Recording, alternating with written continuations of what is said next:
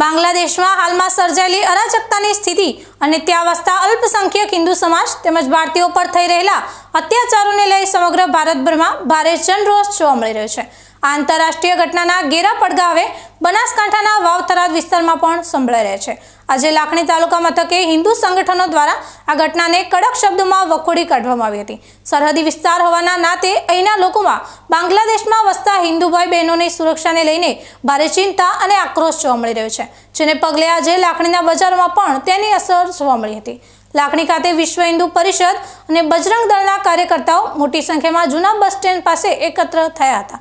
અહીં કાર્યકર્તાઓએ બાંગ્લાદેશમાં થઈ રહેલી હિંસા અને કટ્ટરપંથીઓ વિરુદ્ધ આસમાન ગજવતા સૂત્રોચ્ચાર કર્યા હતા। વિરોધ પ્રદર્શનના ભાગરૂપે કટ્ટરપંથી માનસિકતા ધરાવતા તત્વોના પુતળાઓનું દહન કરવામાં આવ્યું હતું।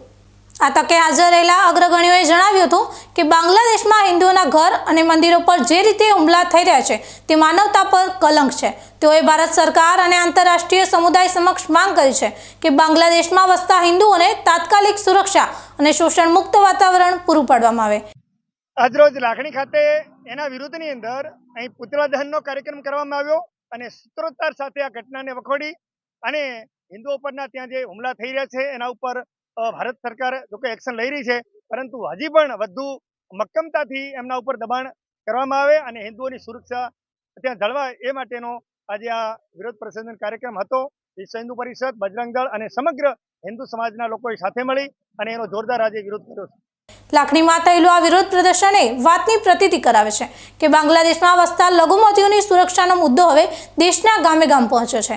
હિન્દુ સંગઠનોએ ચીમકી ઉચ્ચારી છે કે જો ત્યાં પરિસ્થિતિમાં સુધારો નહીં આવે અને અત્યાચારો બંધ નહીં થાય તો આગામી સમયમાં વધુ ઉગ્ર આંદોલનાત્મક કાર્યક્રમો આપવામાં આવશે। હાલ તો આ પુતળા દહન અને સૂત્રોચ્ચારની ઘટનાથી લાખણી સહિત સમગ્ર સરહદી પંથકમાં કટ્ટરપંથીઓ વિરુદ્ધ ભારે રોષ ફેલાયેલો જોવા મળી રહ્યો છે।